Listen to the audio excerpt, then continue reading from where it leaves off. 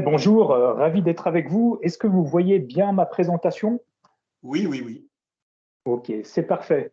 Donc j'ai eu connaissance que des questions suite au sondage pour préparer cette journée portaient sur l'impact de l'application du cuivre, sur la qualité du sol et aussi plus généralement sur l'impact environnemental par rapport à l'évolution réglementaire en matière de cuivre.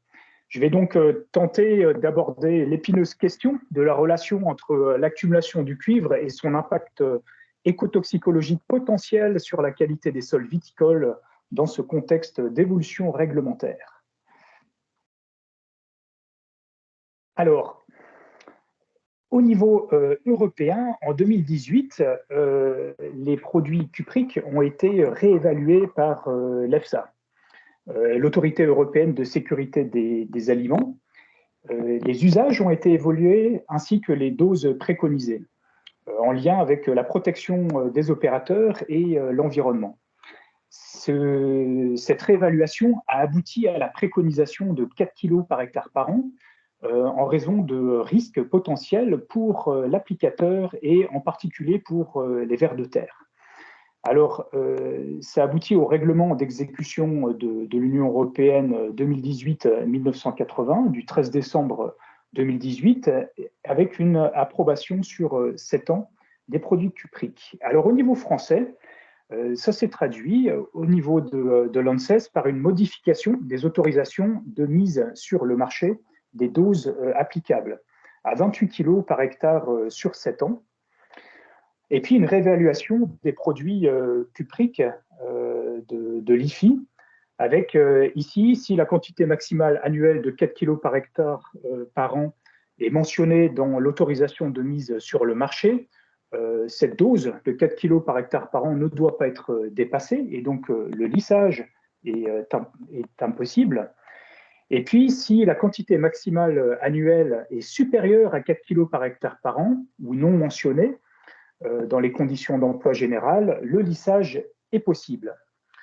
Nous sommes également dans un contexte de forte pression sur la communauté professionnelle viticole, avec un héritage historique de l'utilisation du cuivre massif à certains endroits, et également une évolution rapide des réglementations et puis le changement climatique.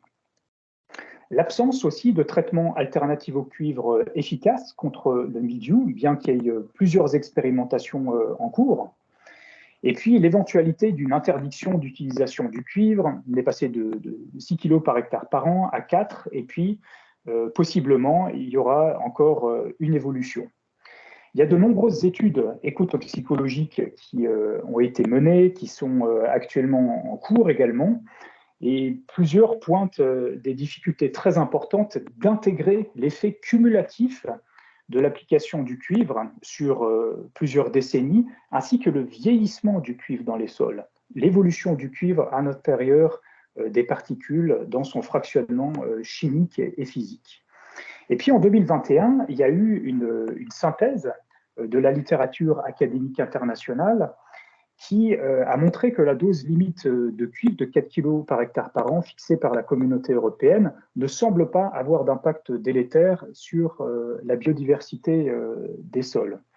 Cet article met en particulier en lien la dose annuelle moyenne de 4 kg de cuivre par hectare par an avec le seuil d'écotoxicité, donc trouvé à l'intérieur de cette méta-analyse, le seuil d'écotoxicité de 200 kg de cuivre par hectare par an. Alors, cette méta-analyse par Karimi et ses co-auteurs révèle pour la première fois que le seuil d'écotoxicité du cuivre pour la qualité biologique du sol est de 200 kg par hectare par an dans un contexte de contamination aiguë, notamment sur les vers de terre. Ce seuil correspond à la première dose pour laquelle un effet délétère a été constaté sur les organismes du sol et elle est 50 fois supérieure à la dose donc, de 4 kg par hectare par an autorisée en viticulture. Néanmoins, et comme l'ont souligné les auteurs, ce résultat doit être pris avec précaution au vu du faible nombre d'études, 19 en l'occurrence, des nombreux biais aussi qui les caractérisent, un seul apport d'une forte dose et puis les mesures en fait des impacts à court terme, et puis la faible diversité des sols étudiés. En effet, la plupart des études s'intéressent à des sols à faible teneur en cuivre et donc potentiellement moins vulnérables à un nouvel apport de cuivre. Et puis, bien que la dose de 4 kg par hectare par an ne semble pas délétère pour la qualité biologique des sols, pour certains vignobles à court terme, d'autres sont potentiellement plus sensibles et courent un risque imminent. Donc, dans ce contexte, cela nous amène à nous poser une question qui est celle, finalement, de savoir si la prise en compte d'une dose unique de cuve totale est suffisante pour garantir l'intégrité de la fertilité et de la biodiversité des sols. Alors, malgré l'intérêt pratique de définir un seuil d'utilisation inoffensive du cuivre en vigne à une dose spécifique, j'aimerais plaider ici en faveur d'une prise en compte de l'accumulation et de la disponibilité du cuivre dans les sols viticoles pour en évaluer son écotoxicité et son écotoxicité. Alors, cela complique naturellement la discussion et les perspectives quant à l'usage du cuivre en viticulture, mais plusieurs arguments apparaissent en faveur de cela. Premièrement, le stock historique du cuivre dans les sols est variable. Deuxièmement, l'accumulation progressive du cuivre dans les sols existe à chaque apport de cuivre, parce qu'on le verra, le cuivre s'accumule, on l'a déjà vu ce matin. Les teneurs supérieures au seuil d'écotoxicité sont atteintes dans plusieurs sols viticoles ou sont en passe de l'être. Et puis, le cuivre est seulement immobilisé de façon partielle et sous différentes formes qui sont dynamiques dans les sols viticoles. Alors, tout d'abord, le stock préexistant du cuivre dans le sol et sa disponibilité, avant l'ajout d'une nouvelle dose de cuivre, peuvent fortement varier à l'échelle du vignoble et entre les vignobles européens en fonction des propriétés physico-chimiques du sol, de la végétation et des différentes formes de cuivre dans le sol. Il y a ce qu'on constate généralement en vigne, c'est une accumulation du cuivre dans les 10 premiers centimètres du sol, en particulier dans la matière organique, dans les hydroxydes métalliques, mais aussi dans les phases minérales, et puis en précipitation avec les carbonates. La matière organique joue un rôle clé dans cette accumulation, le cuivre étant lié aux acides humiques insolubles. Les apports, on l'a vu, jouent un rôle déterminant, ainsi que la matière organique dissoute et sa qualité, dans la formation de complexes organométalliques solubles. Et puis les teneurs et les toxicités, on observe des teneurs qui peuvent aller entre 100, 200, 1000 mg par kilo de milligrammes de cuivre par kilo de sol, et puis une toxicité du cuivre qui dépend de la fraction biodisponible qui, elle, est dynamique et difficilement mesurable. Et puis, bien sûr, une disponibilité, une toxicité du cuivre qui augmente avec la diminution du pH. Alors, en se plaçant à l'échelle des vignobles européens, nous avons mené une étude prédictive qui intègre les sets de données les plus complets existants et qui montre que les précipitations, l'aridité et le carbone organique du sol sont des variables clés qui expliquent la distribution du cuivre dans les vignobles européens. Vous avez ici la teneur basale estimée sans activité viticole et ici les teneurs prédites.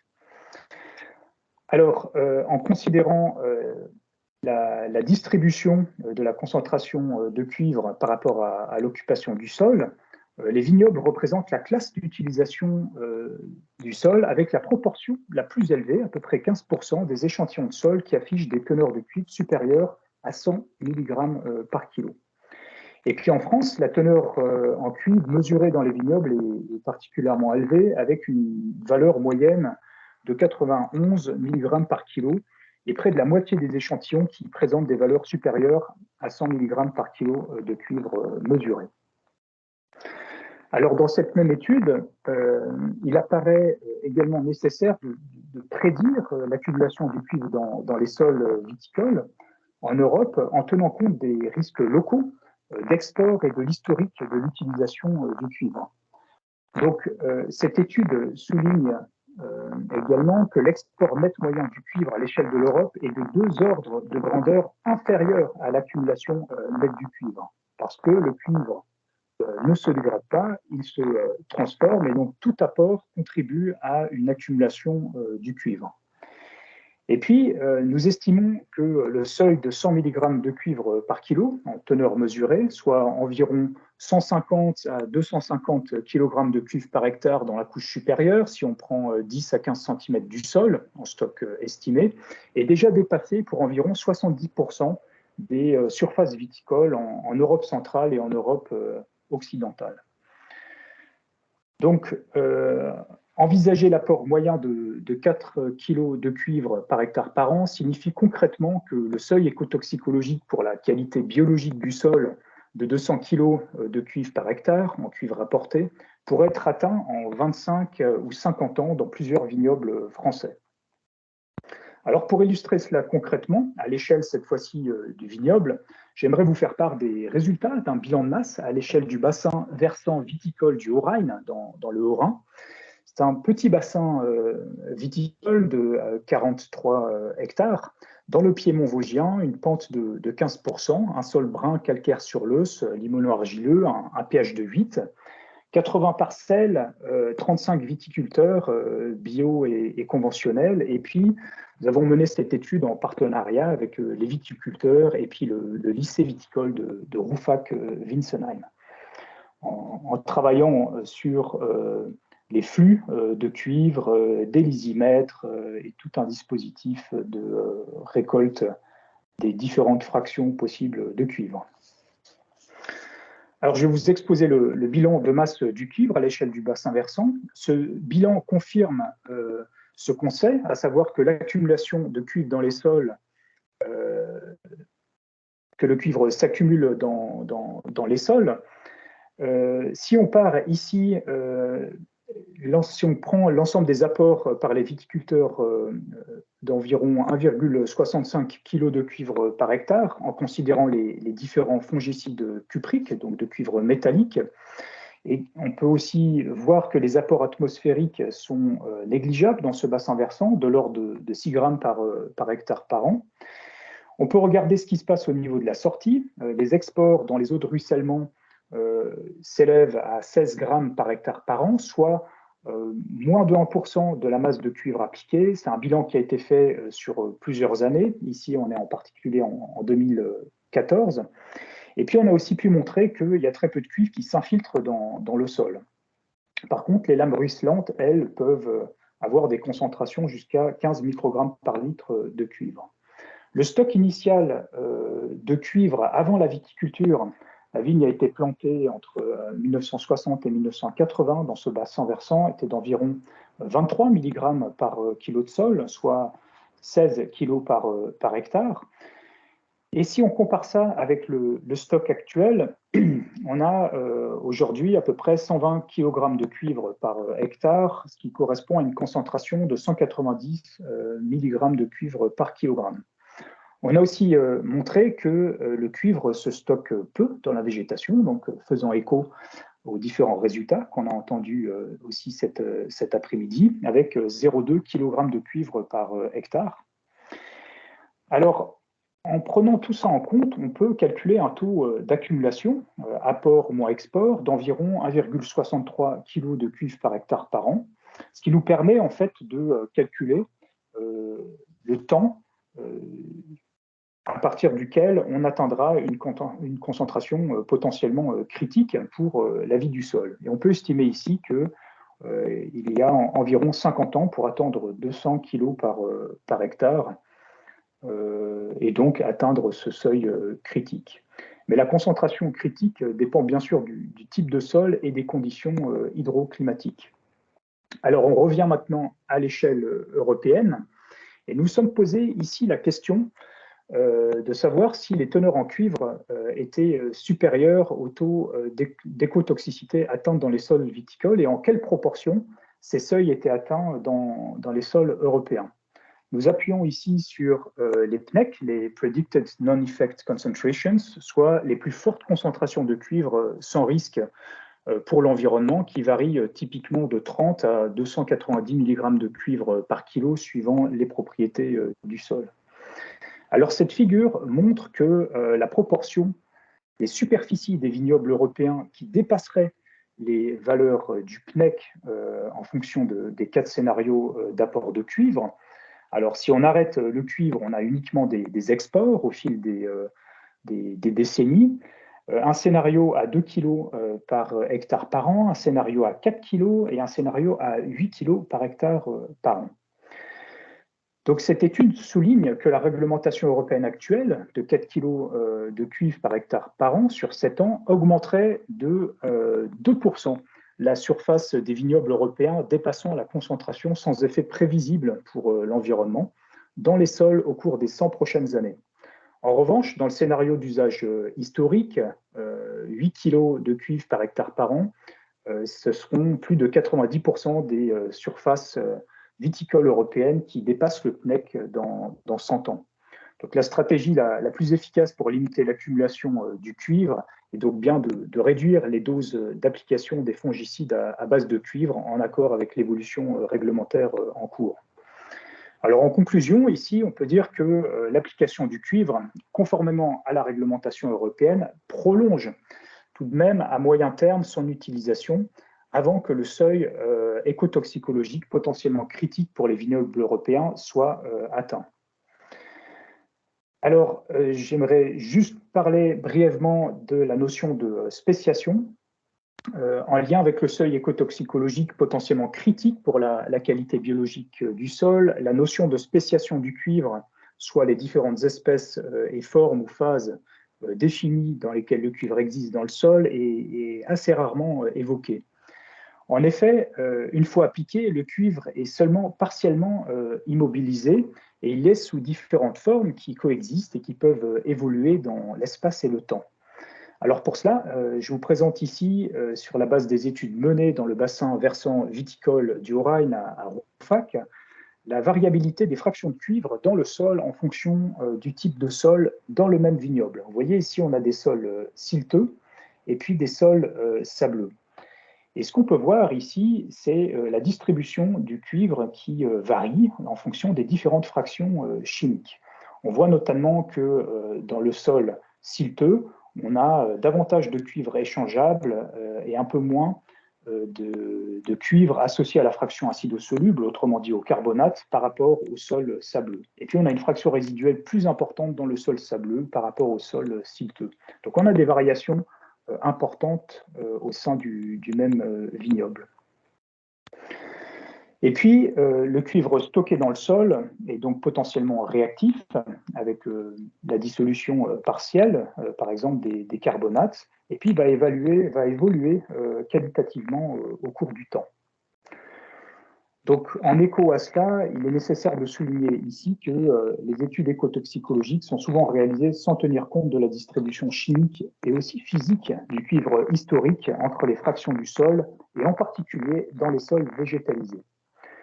Donc, on a ici des fractions chimiques du cuivre qui sont potentiellement remobilisables en fonction des conditions hydroclimatiques et pédologiques. La disponibilité et la toxicité du cuivre augmente, en particulier si le pH du sol diminue, typiquement en dessous de 6 ou 5,5, ce qui peut avoir lieu avec la végétation, mais aussi le changement de pratique.